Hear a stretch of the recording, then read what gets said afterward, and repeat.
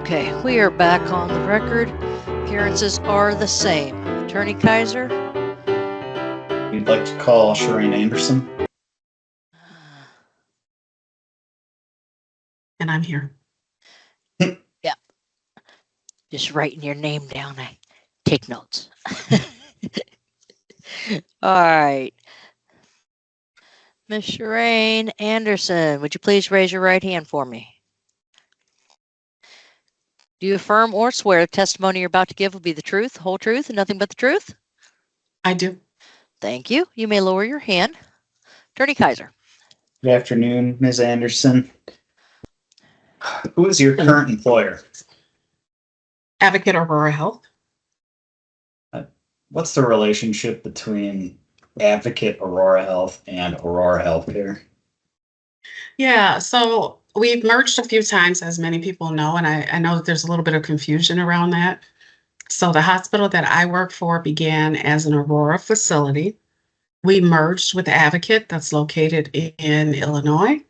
And now we've merged again with another hospital system out in the Southeast, and their name is Atrium. So now our whole umbrella is just called Advocate Health, and each region gets to identify by what their prior historical name was.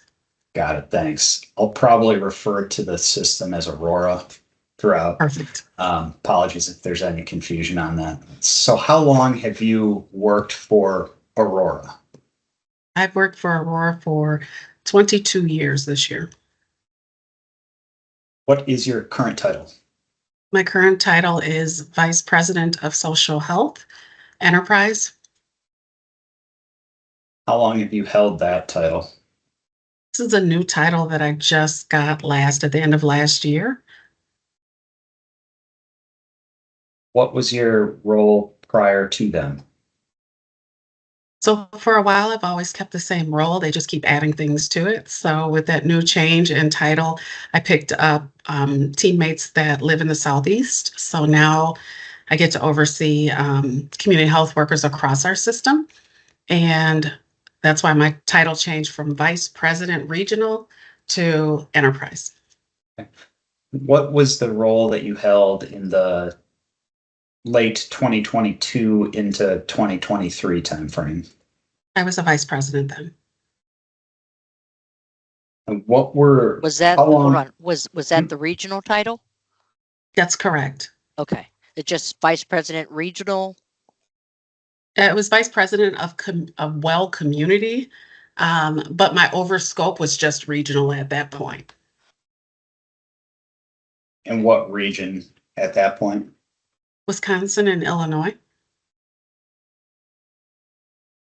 What was the time period that you held that title, Vice President, Well Community? I think it was a few years. Before that, I had been the executive director. Would you mind walking us through? Why don't we just start at the beginning chronologically? What are all the roles that you have held with Aurora since the beginning of your employment in 2002? Yes, that's correct. So in April of 2002, I started my career with Aurora as a nurse intern. I was slated to graduate from nursing school that May. So I started before then. So I was working as a nurse intern. As soon as I graduated, my title changed from nurse intern to graduate nurse. And then about 30 days later, I passed my boards, and that's when I became a registered nurse for Aurora. During all of that period of time, I was working in labor and delivery, doing direct patient care for women that were either there to labor and have a baby or those that were there for antepartum stays. About 8 years into that role, I stepped into a leadership position, and I took a position as a supervisor over women's health. I did that for a few years, and then I had heard about a position coming available that was a clinical nurse specialist role. I had just graduated with my master's degree, so at that time I stepped into that role. And in that role, I provided education to across our footprint. At that point, it was just Wisconsin. So just across our Wisconsin region around domestic violence and sexual assault. When I started as a registered nurse, I also gained a love of forensic nursing. And about 1 year after I started as a registered nurse, I began working for Aurora as an on-call SANE nurse. So I started that in 2023, and I continued that. I think there were 2 periods where I maybe took like a 6-month break off, depending on what was going on. I know there was a time when I was in school for my master's degree. I took a little break, but forensic nursing has always been a love of mine. So I've done that since 2003 in one form or another. After I took the clinical nurse specialist role and provided education across the footprint, at that time, Wisconsin, we expanded our reach a little bit, and I began to pick up additional responsibilities. I was asked if I would like to apply for the director position of Aurora Healing and Advocacy Services, which is an umbrella for our sexual assault and domestic violence programs at Aurora Sinai, which happens to be the busiest forensic nursing program that we have. So I began overseeing that, as well as a clinic for individuals seeking counseling services following sexual assault, and then also oversight of advocates within our healthcare system. And then when I became the executive director, at that point I was helping my leader, who was Duchow, with oversight and leadership of the forensic nurses. So Sue was not a forensic nurse. And since I worked with her as the executive director at that point, she really relied on some of my expertise around the clinical issues when it came to forensic nursing, because obviously she wouldn't have knowledge about that. In 2017, Sue Schaus retired. And at that point, I picked up forensic nursing in Wisconsin and Illinois for oversight. And that continues until today. Is that when 2017, is that when you first became the vice president of Well Community? That's correct. Shortly after, not long after. In that role, vice president of Well Community, what were your duties? Still some of the ones I have today. So I have oversight over Aurora Healing and Advocacy Services, which is that domestic violence sexual assault program. I also had oversight at that time of Aurora Family Service, which is a social service agency located inside of our hospital system. So they are like social workers that can see our patients and help them navigate needs.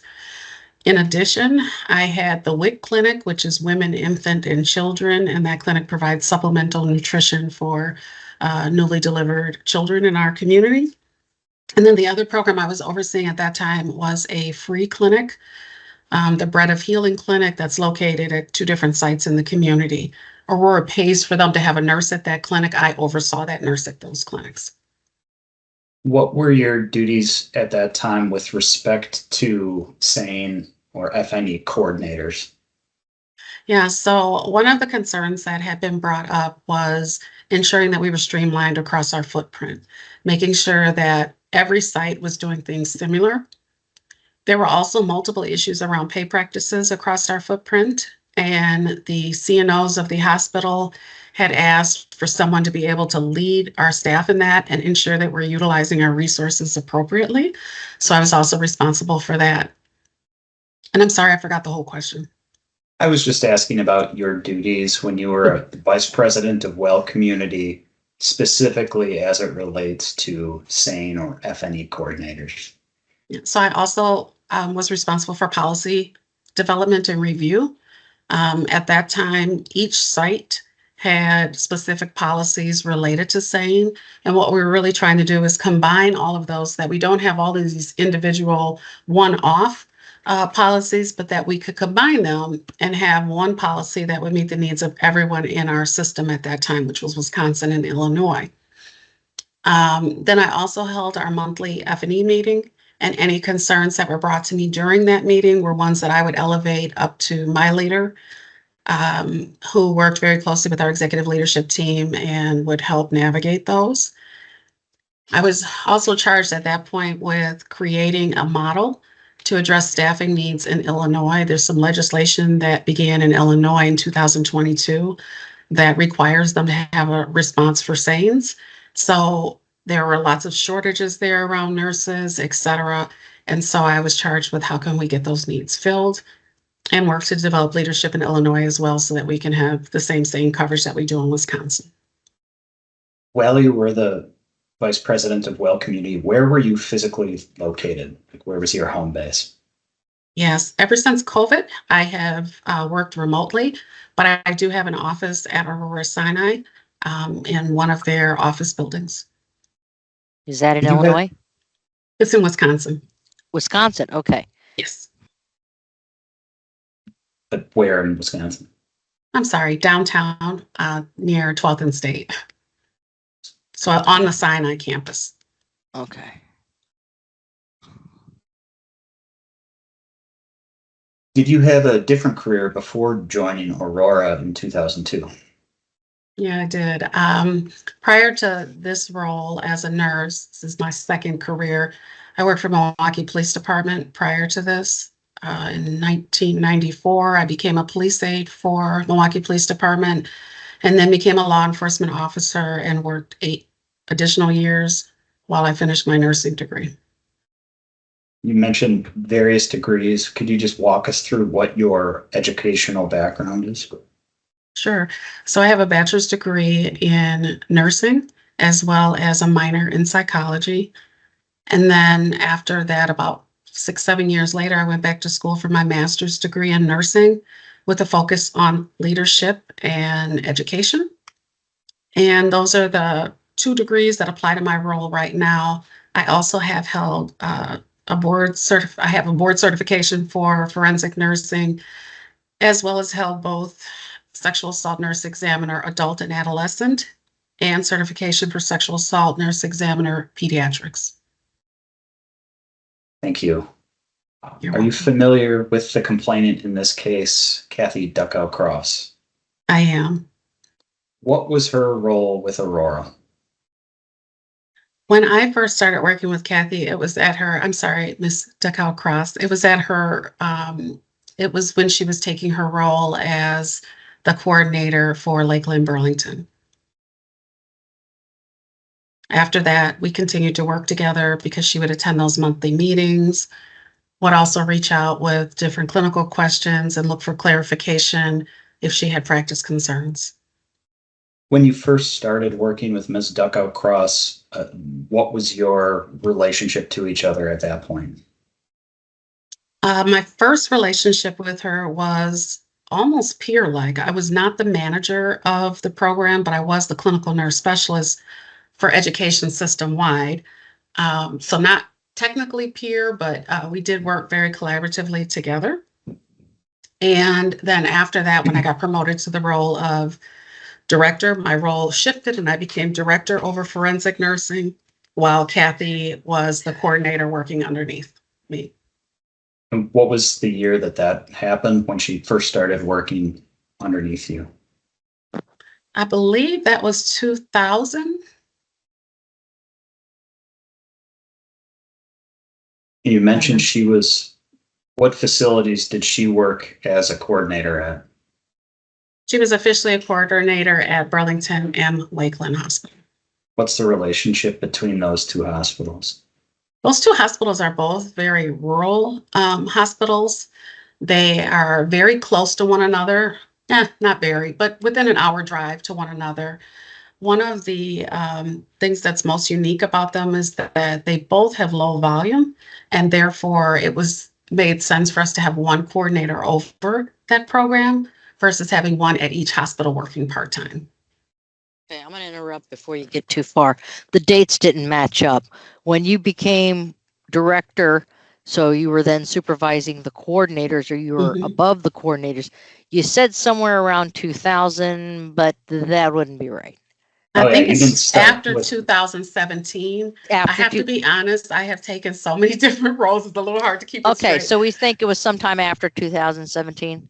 It was after 2017 when I began directing the Aurora Healing and Advocacy Services. I just can't quite remember at what time frame they passed it off to me. All right.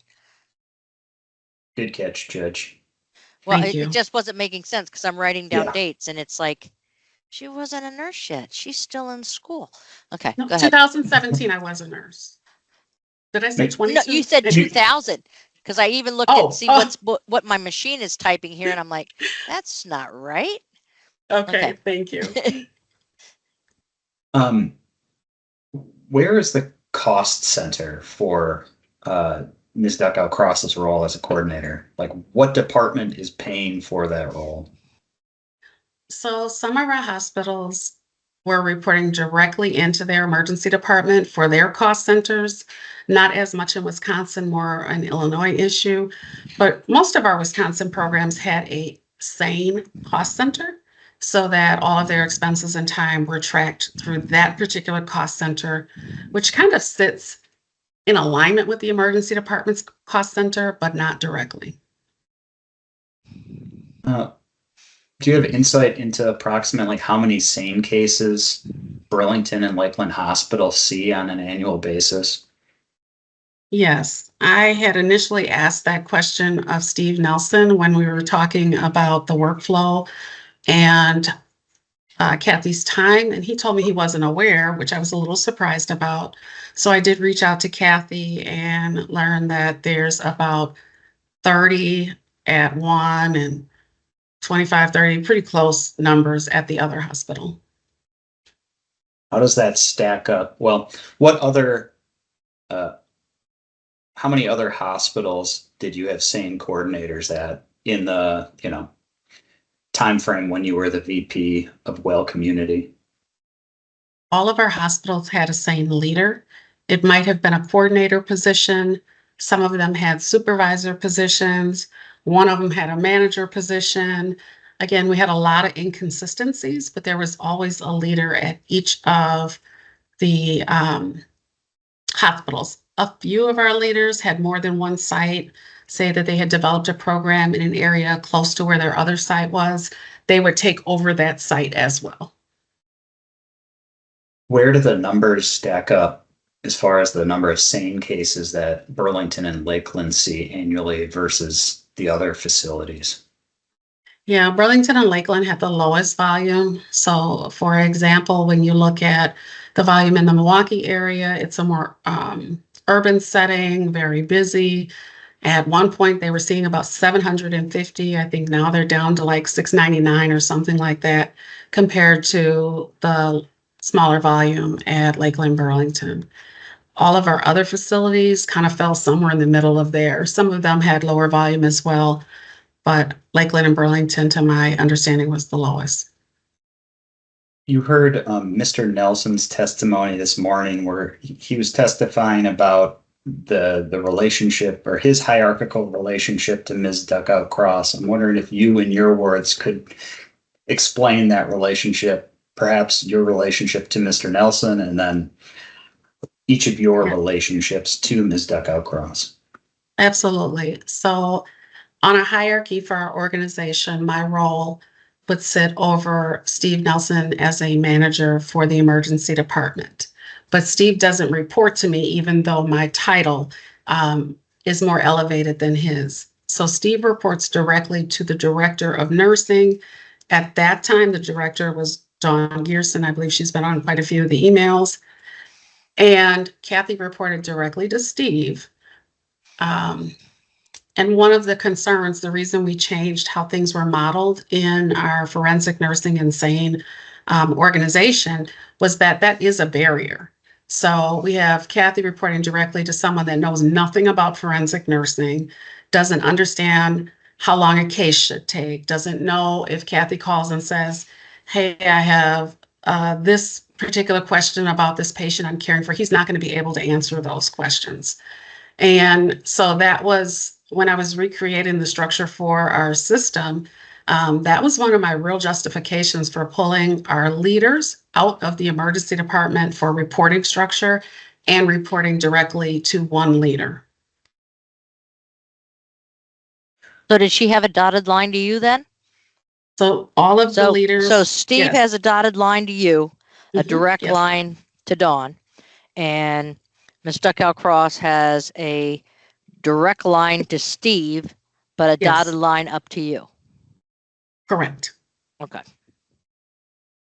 So I would navigate anything that was forensic nursing related. The intent also with this change was that they would reach out around annual performance time and seek feedback directly from myself or whoever was their direct leader for forensic nursing, because again, that was another piece that was missing. We had performance evals where individuals could score really highly because their leader didn't know what was going on. So if there were practice concerns or anything like that, they wouldn't have had knowledge of that. The other thing about SANE nursing to express is just that it's very autonomous. So the work that you're doing, literally, you're going to punch in, you're going to go in and take care of your patient. You're going to have most likely one patient to care for. Other than the chart review that happens or it going to court, no one else looks at that. So that was another change that we've implemented now, is that we definitely want our director to be doing random chart audits, because otherwise we don't know the quality of work that individual SANEs are doing.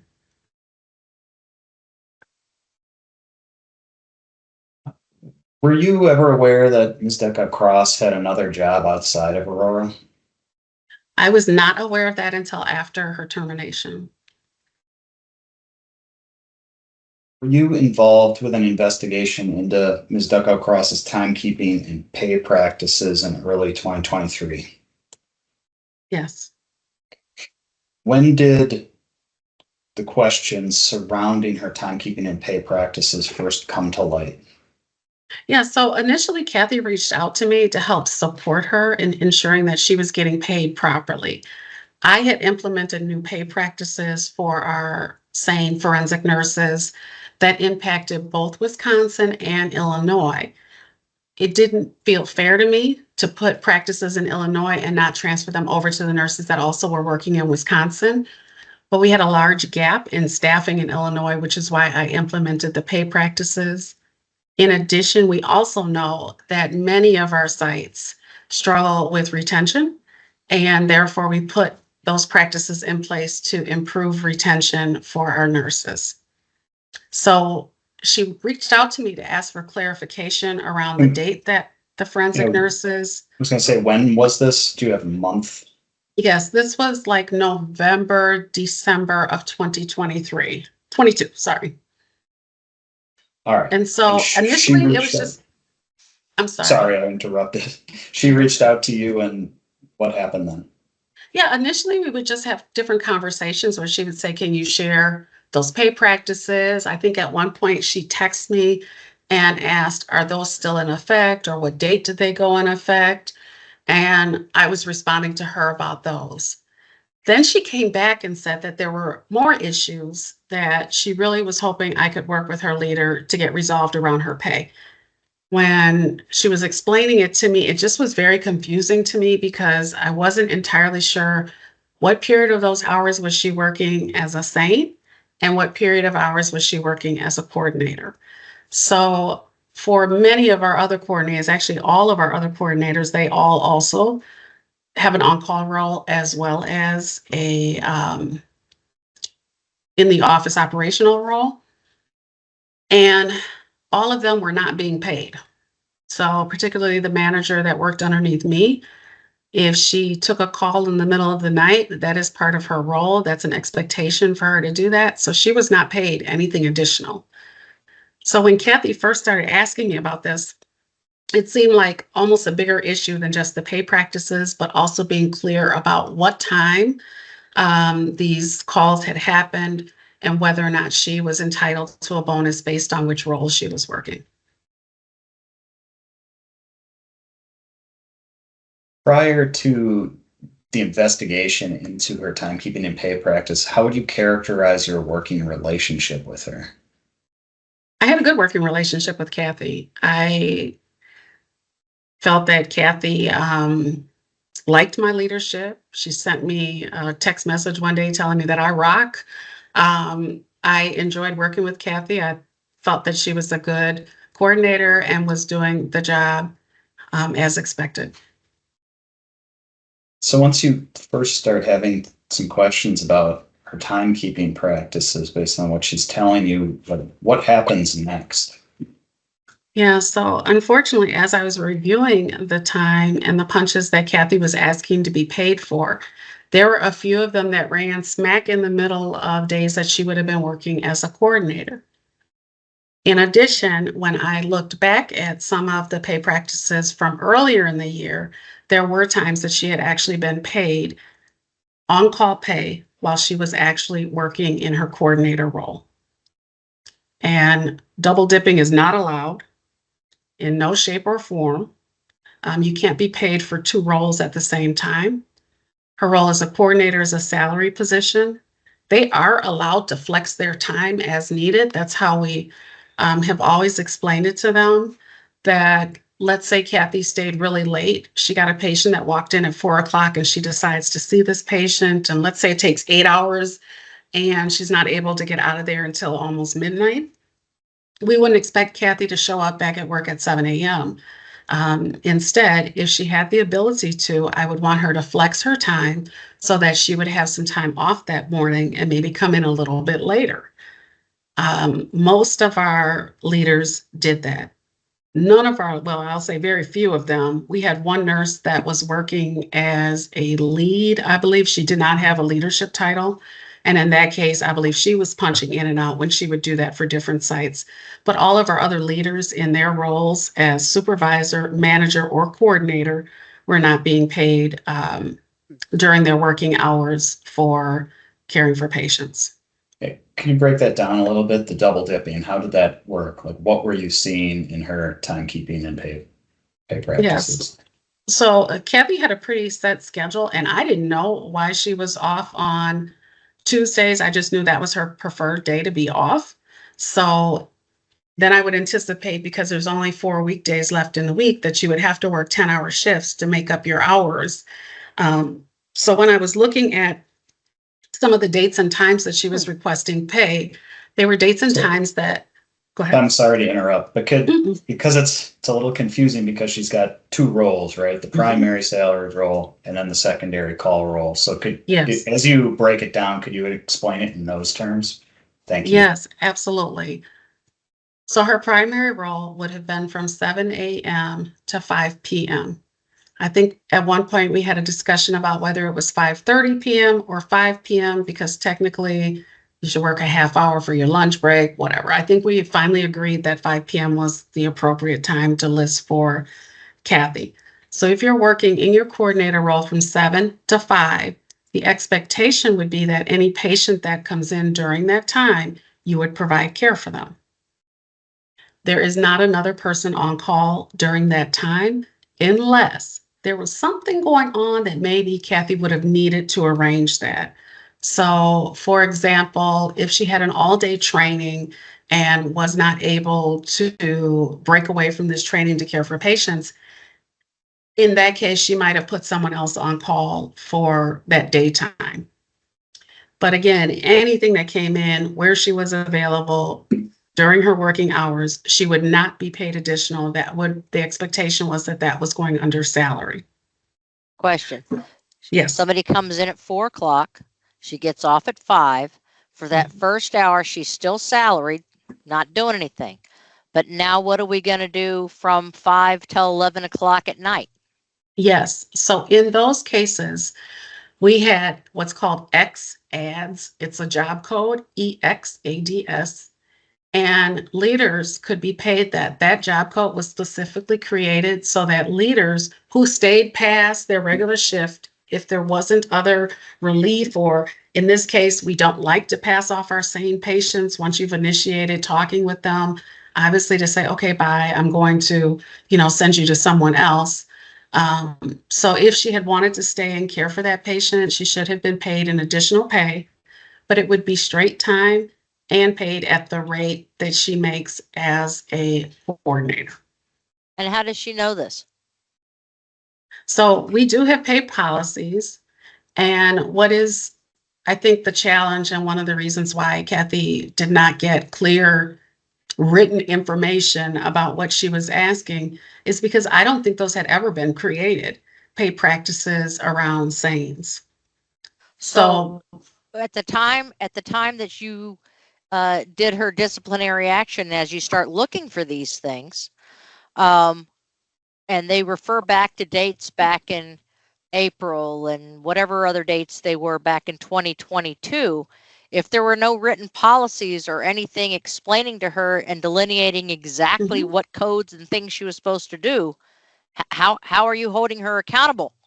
Yes. So in our pay practices, not SANE pay practices, but Aurora pay practices, it does specifically spell out for employees that theft of time can be grounds for termination. They go through a list of what things are considered theft of time. That's not a SANE. I get that. But what I'm saying is, how does she know she's not supposed to, because she's seeing a SANE patient, she's not supposed to punch out of her salary job and start her on-call SANE job if there's no policies that tell her that's what she should be doing? So because I she's guess been doing it for 6 years. correct. The problem is not that she was doing it and punching into on call, but that she was doing it while she was being paid for another role. And I mean, obviously, you can't go to work and work two jobs at the same time, so you wouldn't be paid for both of them. I was not aware that Kathy was doing that. No one else was doing it. No one else had a policy outlining it. We talked at length about this. And the ones that I was most concerned about weren't things like her asking for pay on a different date or something like that, but specifically about asking for pay at 10 o'clock in the morning when you're working your regular shift. Okay. But, Are- but this is my other question. Now, there's been testimony that when she did that, she would send an email saying, on such and such a day, I worked from this time to this time doing this job. And her understanding, if you are to believe her testimony, was that she thought when she sent that email, she would not be paid her regular hours, but instead would only be paying the SANE hours because she was doing a SANE nurse thing, not a coordinator thing. So in her mind, she wasn't double dipping. But I can see from your perspective, she's getting salary. There is no clock in, clock out. You get paid, for this. But somebody in accounting, wherever she's sending this email, is the person that's supposed to be doing this adjustment because they've been doing this adjustment for 6 years. And when she got the job, that's what she was told how to do. And until you started revamping, she had no clue. She was doing, that's why all the confusion. I mean, that's the sense that I'm getting from here. That you can't double dip. Everybody gets that. Okay. But when you tell somebody I'm no longer doing this job, I'm now doing this job, that's not deliberate double dipping. That's telling you, don't bill under this hours, bill under this hours because I'm not wearing this coordinator hat. I now have to go down to the ER and play SANE nurse. So that's what I'm asking. How did she know not to do that? I would completely agree with you if we hadn't had conversations about SANE on call. We all were working as a team to ensure that our SANEs were getting paid appropriately. There were also bonuses that our leaders were not entitled to that we would give to our nurses. There were retention dollars that we would not give to our leaders, but could only be given to nurses that were just nurses. As a leader, she is not entitled to all of the same bonuses that we give someone that's working in an on-call position only. Okay. So in our time practice, it clearly states that the time that you submit to Chronos, which is our timekeeping system, must be accurate. There is no ability to have wiggle room to say, oh, I think it was about 9 o'clock. No, you need to know what time you came in and out.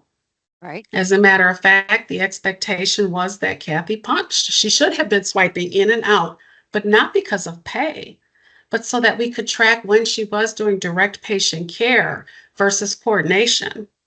Because when she's doing direct patient care, depending on what care she's doing, and it's pulling her away from her other work, we need to be able to track those hours. We want to know in a year, how many hours are you spending on forensic nursing care versus your coordinator role? So the problem wasn't so much that she was sending the email with the times to someone else. The problem was that the time she was sending was inaccurate, and she was also requesting call-in bonuses when she wasn't on call. And when I said that to her, I said, you can't get a bonus if you're not on call. And she's like, well, I was doing the work. I was doing patient care work. And I said, yes, I agree with that, but that's not on call. On call means you're at home and someone has called you to come in.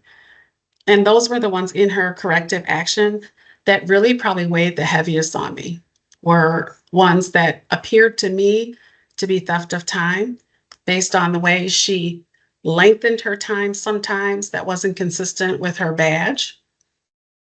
And in addition, her explanation for it, it just didn't make sense. She didn't say to me, well, Shireen, I really wasn't aware of that. I'm sorry. Instead, it was send me the pay practice that says I can't do it. And so I think that held a little bit different weight than someone that was innocently doing something. And those behaviors continued even after her corrective action. Are you aware of any other coordinator engaging in the same type of pay keeping or timekeeping or pay practices as Ms. Duchow Cross was? No, at that time, there were 6 coordinators, supervisors, manager. And I reached out in our meeting to all of our group and I said, I'm going to throw out some questions. I want everyone to answer them. And I asked questions like, who gets paid during your shift if a patient comes in? No one responded. Who gets paid from the time you answer the phone while you brush your teeth, get dressed, take a shower, walk your dog, put your groceries away, drive into work, and then start caring for the patient? Who gets paid for that period of time before you show up at the hospital? No one. So, And then that's I put both it out there. Illinois and Wisconsin, right? This is that Illinois monthly and meeting where Wisconsin. everybody shows up? Okay. Correct. And then to give people an out, because I recognize that maybe somebody didn't want to say yes in that group, I did send an email and ask them, if you are doing any pay practices that are not listed here, essentially basically what I had said you could do, please reach out to me. Let's talk about it. Because it's not automatic termination. We do have to talk to individuals, understand maybe there had been some confusion about it, but nobody was confused except Kathy.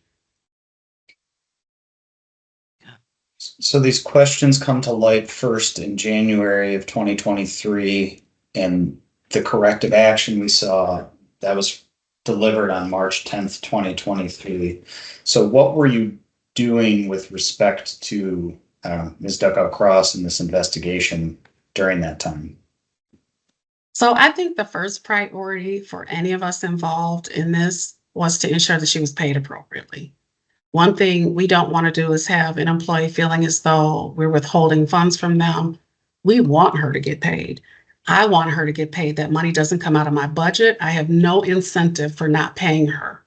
If anything, it's more harmful to our patients to not pay her and not incentivize her to work if it's appropriate. So I did send emails to her leader saying, let's make sure this is accurate. Have we put in the tickets to ensure that Kathy has been paid her back pay?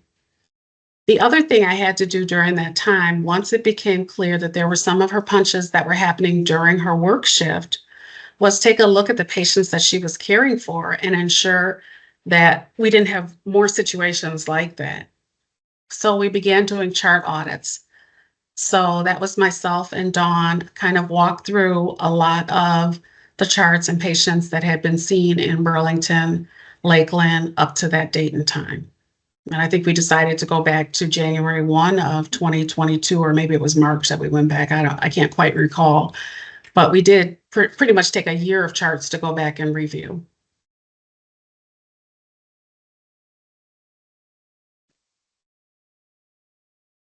Let's take a look at the corrective action now. First up, so this is complainants exhibit 5 for this hearing. Do you recognize this, Ms. Anderson? I do. This is the corrective action that Steve Nelson submitted. Okay. Who drafted this? I drafted this.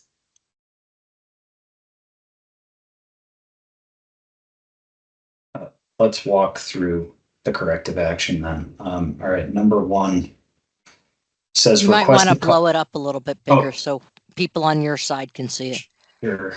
Right, Thank perfect. you. The first one here is requested call pay before patient arrived in ED.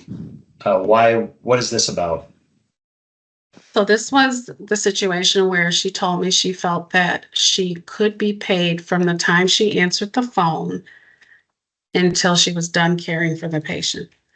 And when I was talking to Kathy about this and trying to do some fact finding about it, she often felt that, well, if I'm answering the phone, I should be paid for that time.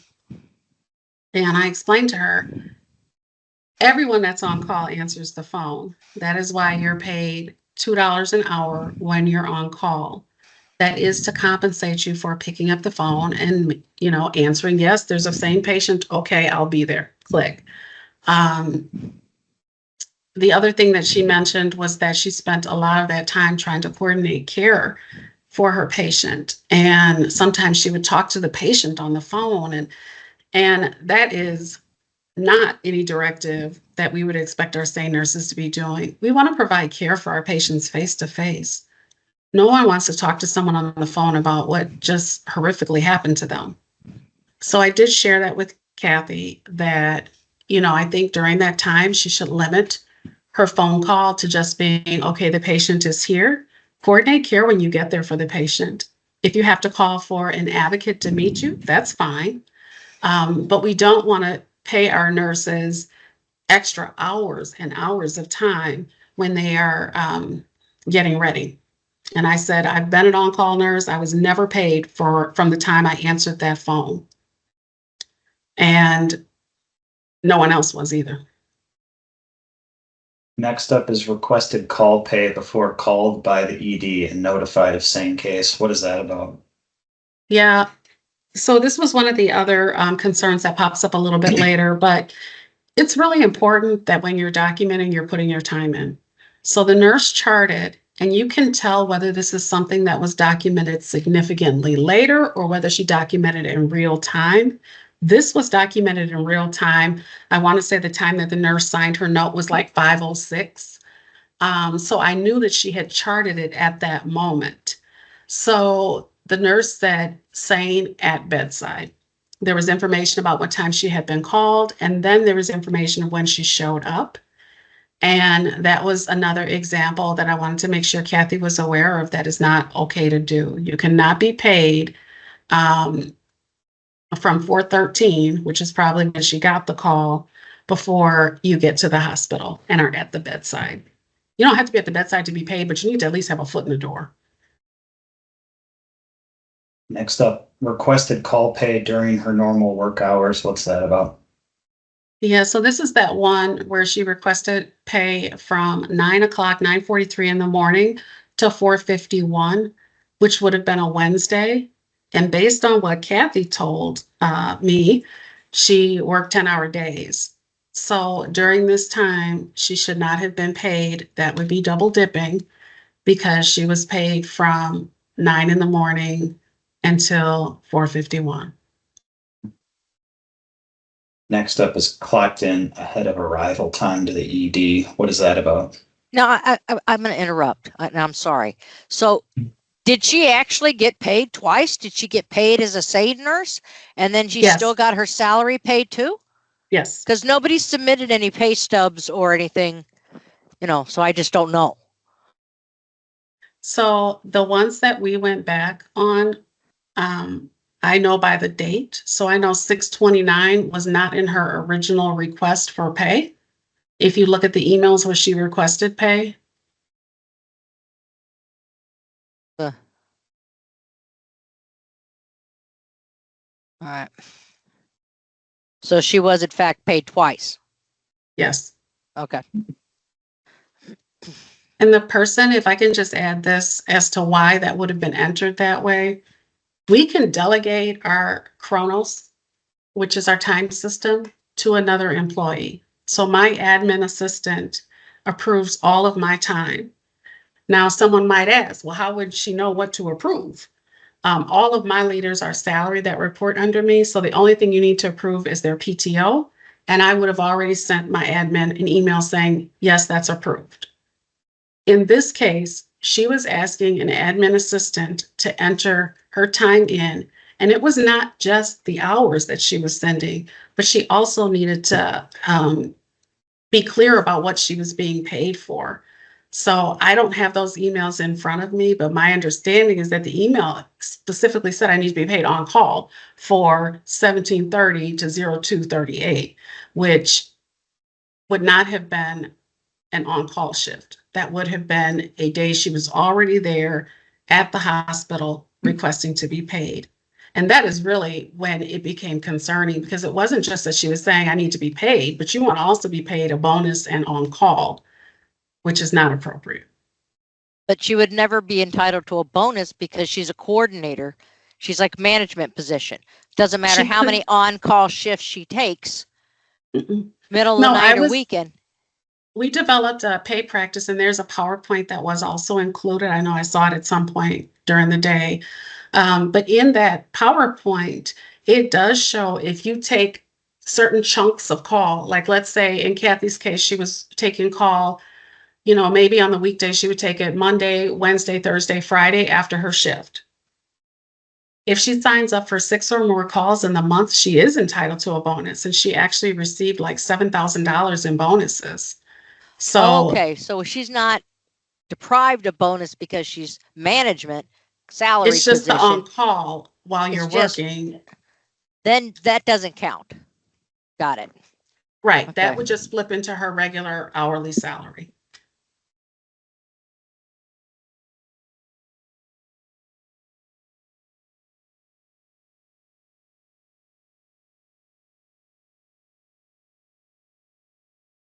All right. Any of these 4 different timekeeping practices that we've discussed now, were you ever aware of any other coordinators or FNEs doing the same thing? No, absolutely not. Some additional questions about what follows the, I guess, the listed timekeeping practices then. This one, inconsistencies in charting related to timeline of care provided. What's that about? So in that example where the nurse said Kathy was at bedside at 5:04, there was something that Kathy documented before that time that didn't make sense in the chart. When I asked her about it, she said that she probably was just taking notes and not entering everything in real time, which is the way we are supposed to document, and that she might have just made a mistake on that one. There was more than one situation of that, which is why I mentioned it in this corrective action and provided her the medical documentation policy, which says that all team members will document completely, timely, and accurately for each patient interaction. And that includes phone calls with our patient, not only the visit when you walk into the hospital, but if you talk to that patient on the phone and you were providing care before you got there, which was what Kathy shared with me, she also needed to be documenting those conversations. As a nurse, that's nursing one-on-one. If you don't chart it, you didn't do it. So if something had happened to the patient in the time from the time Kathy talked to her on the phone till Kathy showed up at the hospital, and Kathy had done right and documented that could become a concern. So especially because our charts really do go to law enforcement and the DA's office and the defense attorney often. So I really was trying to encourage her and stressing the importance of documenting in real time. I just realized that this corrective action looks off. I'm going to pull up the version that this is Complainants Exhibit 7. I'm going to pull up the respondents version of it.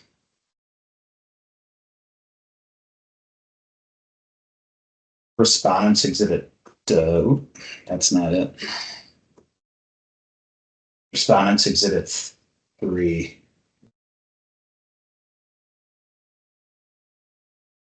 Starting at ERD 308 through 310. I think some of the pages were just out of order in the version that complainant used.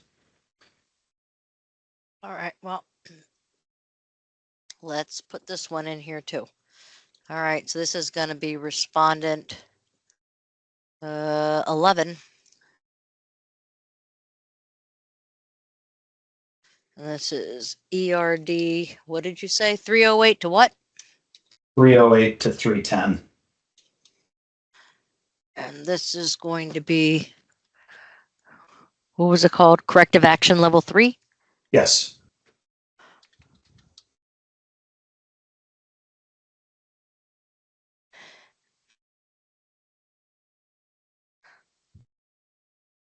And what was the date that this was actually done? That's the time frame is March, from January. March 10th, 2023. Okay. I've marked it as Respondents Exhibit 11. It's been offered. Any objection to this one? No objection. Okay, hearing no objection, it's been admitted. Okay, please continue. Thank you.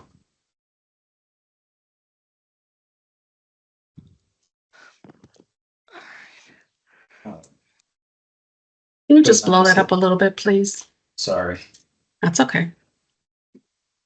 Goes on to say here, it was also noted when reviewing documentation that Kathy documents information that is not pertinent to the patient's care. What is that about? There were comments that were in one patient's chart in particular that were not directly related to the care that she was providing. So in the chart, she had talked about some past history, some past mental health history that the patient had had. And my point to Kathy was, what did that have to do with the care you were providing? It didn't, because she was looking for housing. And any of us obviously could understand if you had a past history of mental health or mental breakdown or whatever it was, we don't need that to be repeated over and over again in our chart. So we really want to stick to our visits should be related to the care that we're providing in that moment and not, oh, and also the patient, had a mental breakdown 6 weeks ago. Unless it has something to do with the care we're providing, say a secondary breakdown, it's not important, it's not relevant. And so I wanted to make sure she also understood that, that the only information she should chart is what's related to the care you're providing. Next, it states additional examples were shared where you provided support to a patient that goes beyond the intended scope of your role. What is that about? That was in regards to the images that were taken on the law enforcement's iPad and really what was the purpose of those images. That is where I felt she stepped out of scope. Okay, so we might have to put a pin in some of this because it comes up later on too, but what was your understanding at this time when you issued the corrective action in March 10th, 2023 of the issues surrounding the law enforcement officer's iPad and photographs that Ms. Duchow-Cross had taken? Sure. So when she texts me, and you can read in the text messages because they are included, I just want to explain what our normal process is and why we would be taking images of someone's genitals. So the only time that I've needed to take images of someone's genitals is if there is a significant finding.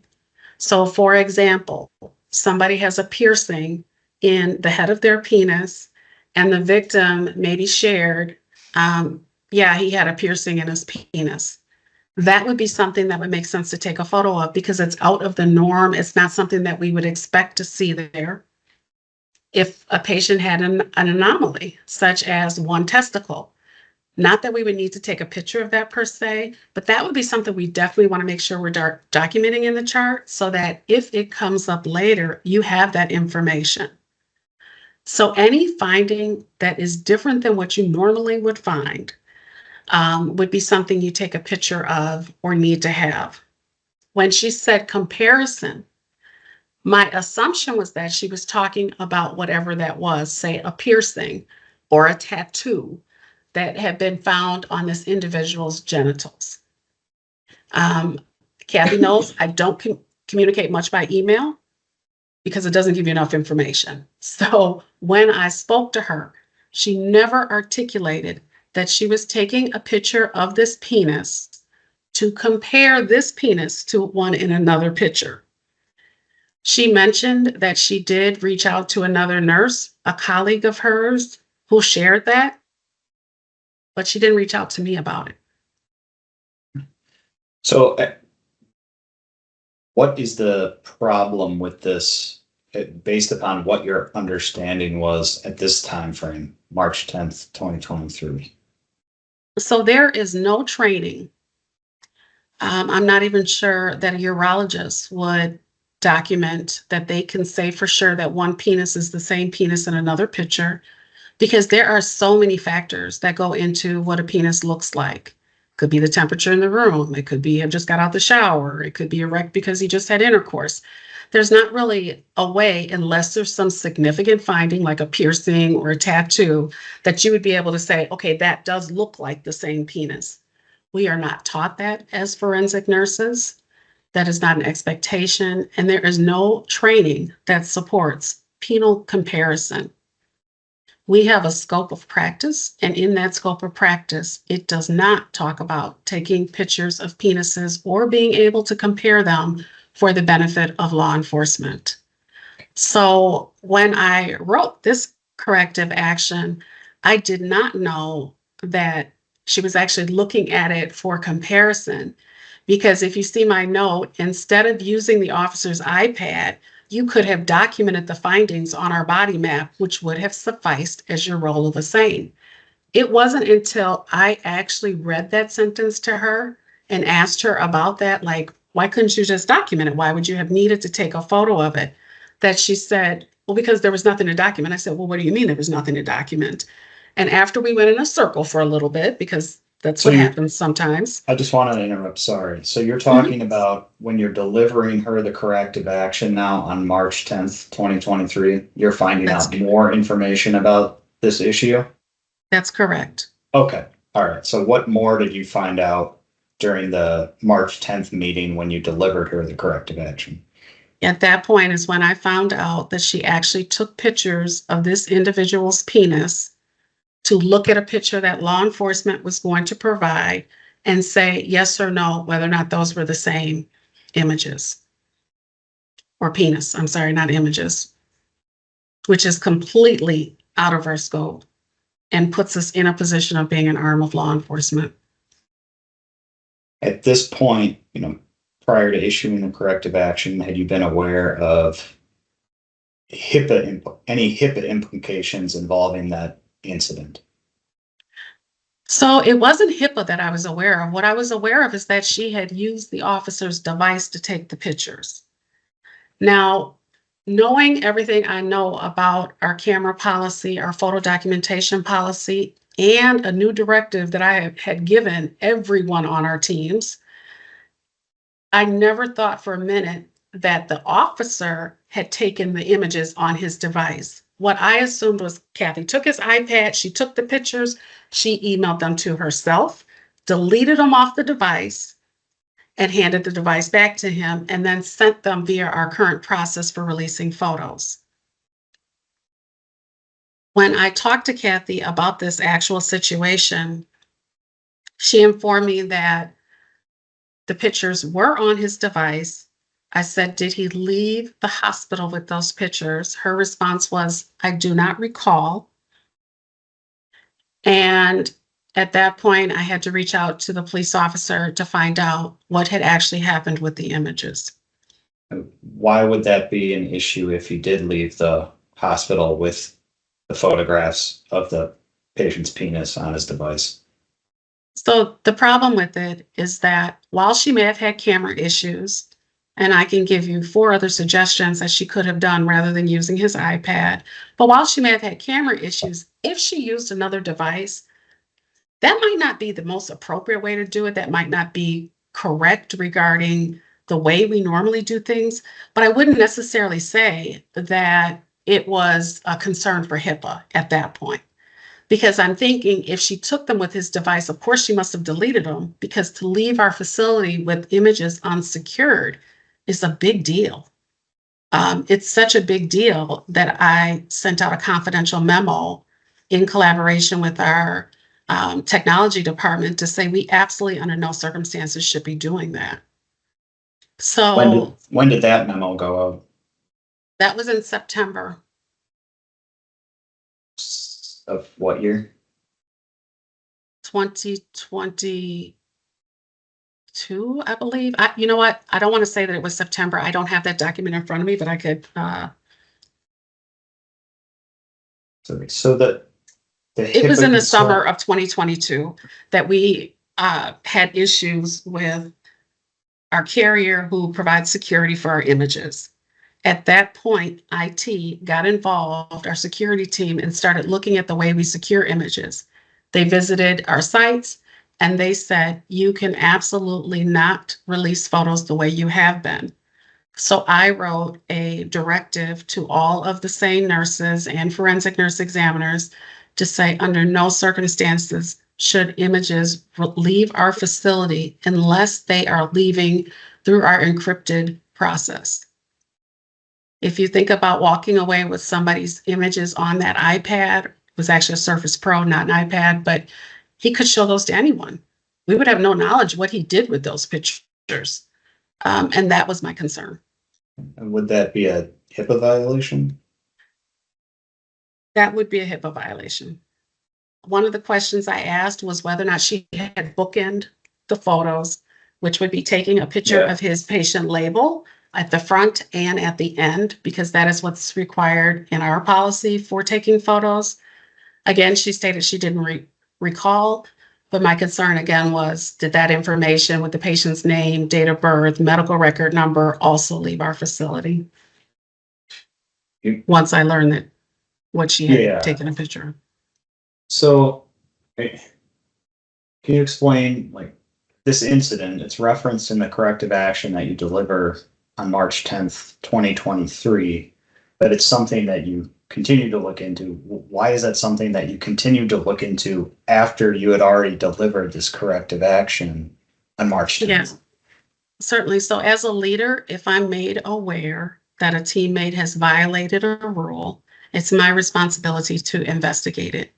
The other concern for me was, and this is why I right away presented this information to Human Resources, was that she had been put in a level 3, and now we have a new finding. We have new information to continue to investigate. So I wanted to work really closely with HR regarding that. We'll talk further. I want to finish up with this corrective action before we move forward with the additional investigation and then the termination, but we will circle back to this as well. In the next paragraph, it mentions another example of SANE role misuse would be the time you're paid for SANE work, but the time was spent performing non-SANE tasks. What is that about?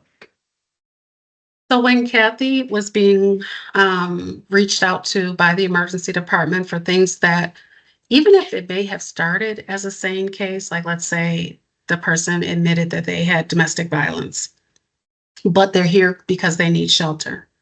That is certainly a patient that Kathy could follow up with, but not necessarily somebody that was in need of immediate care. We have nurses in the emergency department, so it's not like we're leaving them without care. But if they don't want sexual assault nurse examiner or forensic nurse examiner services, there really is no reason for Kathy to provide any care for that patient. The nurse caring for the patient can make housing calls. There are lists of shelter directories that are accessible to anyone if they choose to look for them.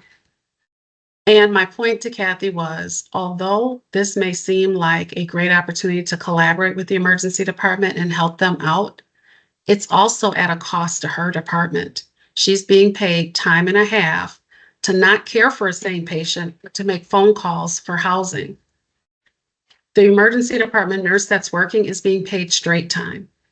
I have spent a lot of time expressing to our leaders the importance of us being mindful of our resources and that we don't want to use funds like on call for something that is not related to your role. Why was this a corrective action level 3, not some other level? Normally, when there's concerns about theft of time or any theft inside of Aurora, that is grounds for termination. The last individual that I had with a similar situation, which was this individual was chronically late. She had been told, do not be late again.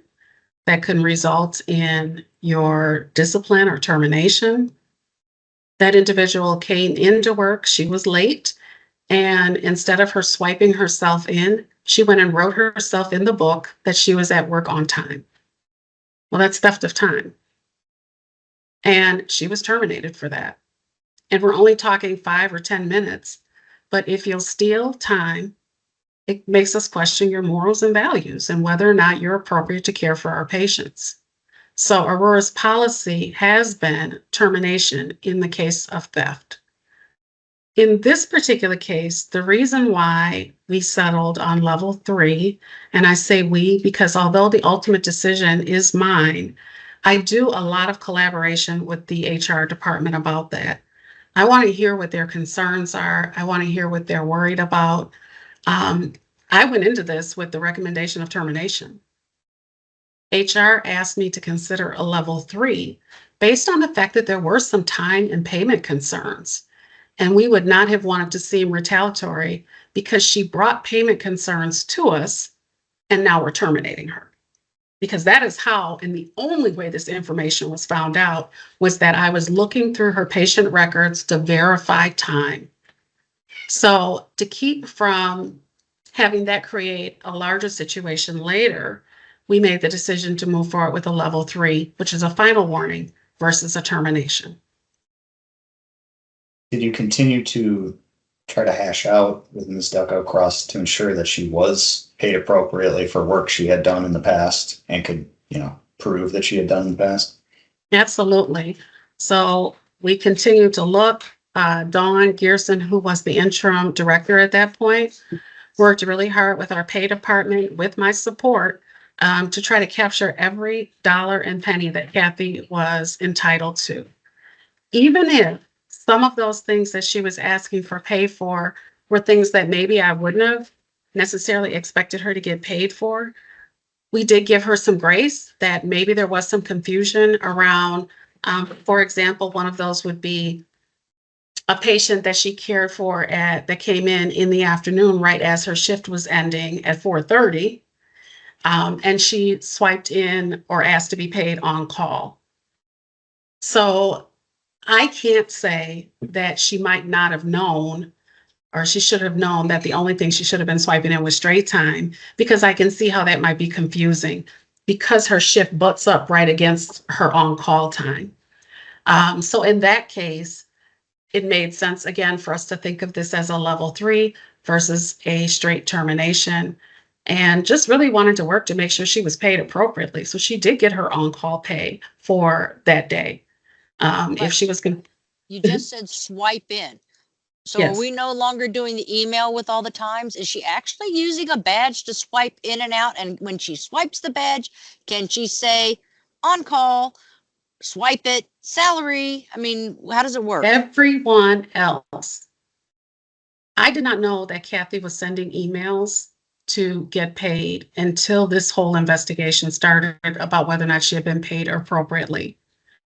Our timekeeping policy states that you must use a badge to get paid, to swipe in and out for your shift. If she was working on call, she has a code that she could put in, swipe her badge, and that would pay her. It would automatically pay her. It'd be one step less for that admin assistant who is entering her time. And it would save us a lot of work of going backwards to try to track what day you worked here, what day you worked there. Kathy says that she had never been told that this is always how she had done it, and that's why she was doing it. So that is again why you see in that document that I expressly say to her that she must use appropriate practices for reporting her time. Okay, so ideally, if she's seeing a sane person at 3 in the afternoon, she should swipe her badge, put in the sane code, Mhm. and do her stuff. Correct. Because during her normal hours, she would not be paid extra for that. But if her shift extended past her normal hours, she would be paid for that. So So, at that, so she should swipe at 5:30, or does she swipe when she starts to see the patient? she swipes when she starts to see the patient and she swipes out when she's done. Her Even leader, though she started and the first 3 hours were on her salary time. that she would include in her email. Her leader would have known that anyway, Okay. because she had set hours. Unless she shifted her hours for some reason, as a leader, I would expect if she says, hey, Shireen, I was there until 11 o'clock at night seeing a patient, I would expect that time for her to have been paid from 5 o'clock at the end of her shift to 11 o'clock. So the only reason she would have to tell me something different is if that had changed. Let's say on that day she had agreed to work PM shift because we were short-staffed. Okay. Then in that case, I would say, oh, okay, you were working that shift. Now your shift actually goes from 3 o'clock to 11 o'clock. You don't get paid at all for it. But that was another one of the things that I mentioned in the schedule is that we really need to know her on call. And it's not fair to just decide after the fact what you're going to do on call and what you're going to do is straight time. But the system has a way of capturing those 2 initial hours that she would work while she was being salaried to know, still pay her salary time, even though she's put the on-call cut button in or the Yes, sane button in. It knows, don't pay her twice, but correct. just continue to pay her sane time after her time ends. Yes. Okay.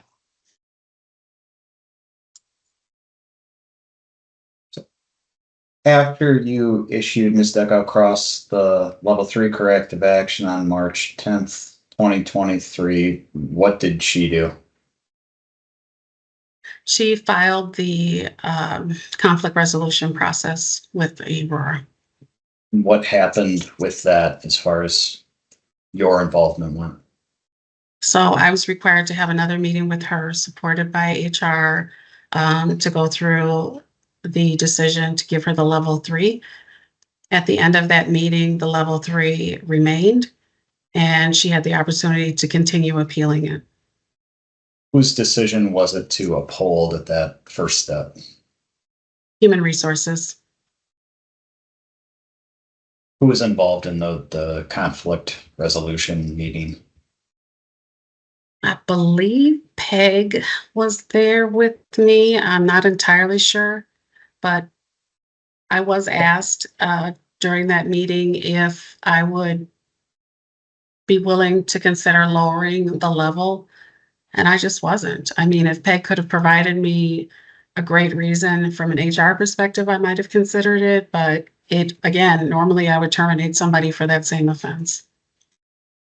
Were you involved in the subsequent appeal steps? I was after the not. first? No.